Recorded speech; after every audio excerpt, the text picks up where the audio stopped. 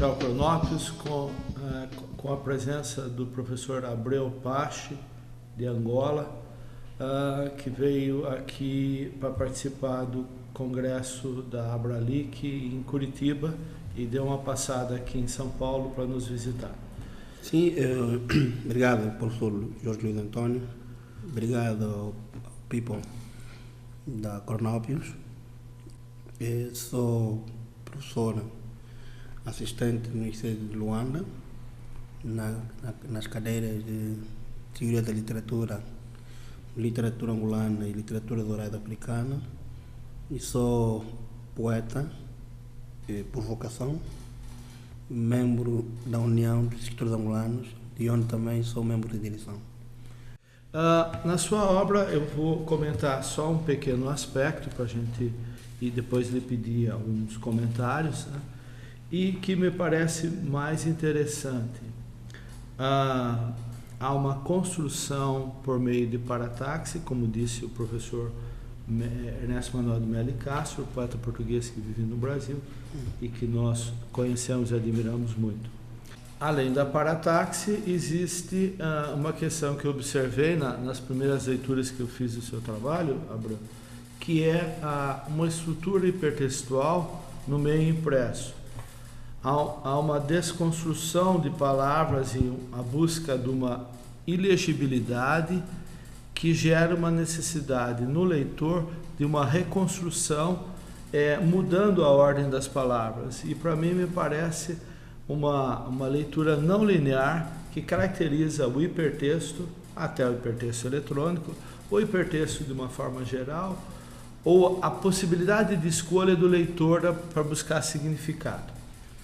Quando eu comecei a escrever os textos, alguns que estão reunidos em A Chave no Repouso da Porta e em O Vento Feira de Luz, eu propus-me a mim mesmo em que cada vez que escrevesse dizia que eu vou escrever para não ser entendido. Então eu escrevia para não dizer mesmo nada. Então procurei tentar emprestar sempre nos versos uma certa ambivalência. Fui adulterando até certo ponto a combinação sintática que as palavras podiam ter. Fui fazendo aquilo que é a desconstrução da gramática. Porque eu tenho sempre um certo fascínio em não me deixar vigiar pelos aspectos normativos. Porque o que está na norma é qualquer coisa que se controla. Então o que eu precisava, o que eu buscava é o que não se controla.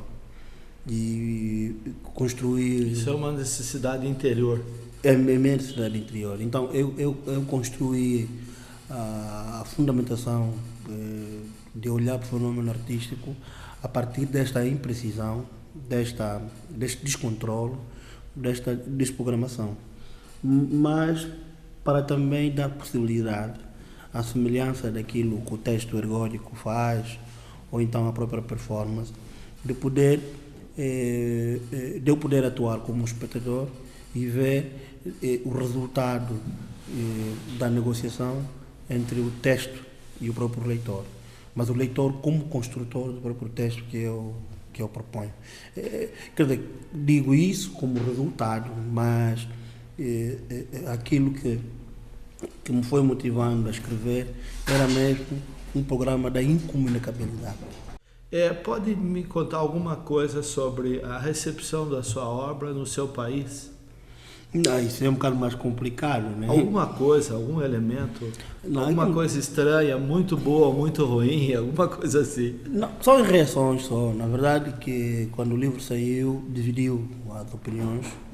Há uns que me abordaram de forma muito incisiva, acho natural também, a dizer que aquilo que eu fazia, aquilo que eu apresentei como resultado artístico não representava nada no domínio das artes, que eu não tinha consciência daquilo que fazia e que a poesia não dava nada. Uns até que disseram que iam escrever textos a desmontar o meu livro, houve movimentos que se organizaram, movimentos organizados em jornais e, enfim, outros, que depois fui ouvindo, que foram fazendo coisas, ou seja, foram escrevendo de modo a tentar provar, mostrar que, na verdade, eu não estava a alinhar-me ao fenómeno artístico.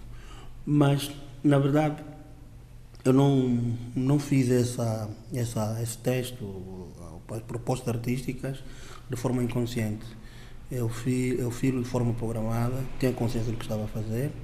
Há inclusive alguém que chegaram a dizer, falaram, escreveram, uns talvez, em que a minha poesia não tinha relação nenhuma com a sociedade, porque a poesia tem que falar da sociedade, não sei o quê. Mas claro que as pessoas, pronto, isso também pode decorrer da própria formação, que eles pensam que a poesia só deve só se veicula na sociedade por via do conteúdo, ou seja, um conteúdo expresso, semântico. Mas a verdade é que a poesia tem várias formas de ela ser abordada, que independentemente do conteúdo semântico, que as palavras veiculam, há também o conteúdo pela forma. A minha poesia, na verdade, não foge muito daquilo que eu digo no aspecto formal, aquilo que é a própria estrutura da sociedade. Então não é poesia extraterrestre, não é poesia dos cosmos. Ou seja, é uma poesia que resulta mesmo da própria sociedade onde ele está, que é desestruturada, é desprogramada, em função daquilo que eu descrevi, as próprias dinâmicas sociais.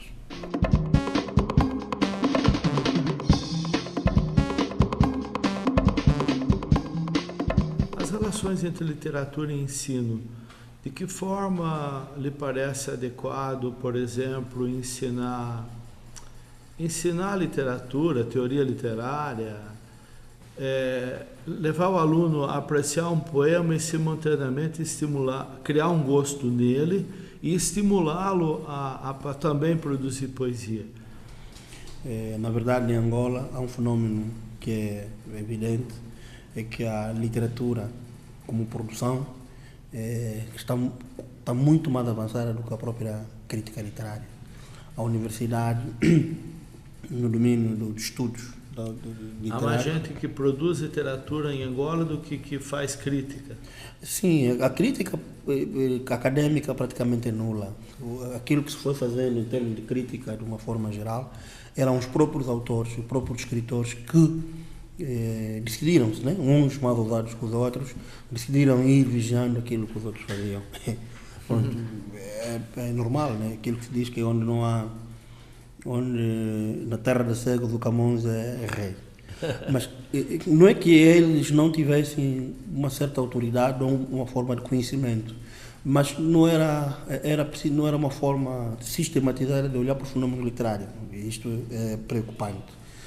E a universidade, nesse caso, foi sempre andando de reboque, né? E, na verdade, o estímulo daquilo que é o ensaio ou a própria crítica literária era feita mais por académicos estrangeiros, né? Mas eu, particularmente, talvez contagiado pela negociação que eu faço entre o ensinar a cadeira da literatura angolana, da teoria da literatura angolana, ou então das literaturas africanas, eu tento criar sempre aspectos interativos. Como o próprio fenômeno artístico de olhar para as artes africanas, há esta visão holística e não cartesiana, né? Em que quando nós estamos a olhar, por exemplo, para um espetáculo de dança, uma dança, ficam integrados lá muitos elementos, outros elementos artísticos. Então eu procuro explorar na abordagem do texto literário esses elementos.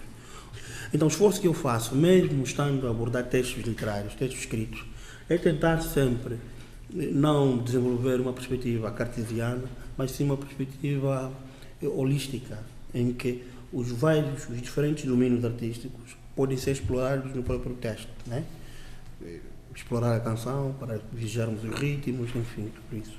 Como é o escritor e o poeta em Angola? O que a União dos Escritores Angolanos faz reunindo esse pessoal? Posso confessar que eu mesmo sou membro de direção, eu não sei o que é que a União tem como pauta em termos de projeção cultural, aquilo que tem como programa cultural, né? Eu não sei. Mas eu penso e idealizo porque a literatura angolana está a acontecer. Está a acontecer a nível da prosa, a nível da poesia, a nível do próprio drama, ou de uma forma geral, as artes em Angola estão a acontecer. Agora, não há o elemento que possa, mais ou menos, olhar para isto e sistematizar esse fenómeno, essas manifestações. Não há ainda entre nós esses elementos. É isso que em parte me causa uma certa preocupação. É isso em parte que me causa uma certa tristeza, né? Mas claro que a União dos Angolanos ou a própria universidade em si, como órgãos de fomento, né, devem ou deviam estimular a divulgação e quer dizer, o próprio processo de divulgação, que no fundo tem estado a ser feito pela União, nas feiras de livros, sua presença nos encontros internacionais, porque o escritor angolano tem que estar no centro do mundo. O escritor angolano tem que se sentir globalizado. O escritor angolano tem que, quando eu estou em Angola, projetar um texto narrativo, um poema, qualquer coisa que seja, de literatura ou não, ou outro domínio artístico, tem que ser mesmo no sentido de que um brasileiro aqui ou um americano lá possa sentir que podemos sentir o mesmo pulsar. Muito obrigado, professor Abreu Pache. Foi um prazer tê-lo aqui conosco em São Paulo, privado da sua companhia. Muito bom também a sua participação aqui no Portal Cronópolis. Sim, obrigado, professor. Obrigado, people. Não é?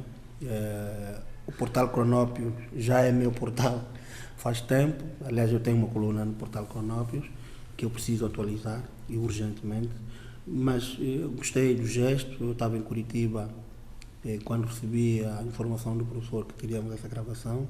Eu até tive o cuidado de colocar aquilo no Facebook, a anunciar que estava de malas feitas para São Paulo e que os meus amigos, People e o Jorge Luís Antônio, me aguardavam para uma entrevista.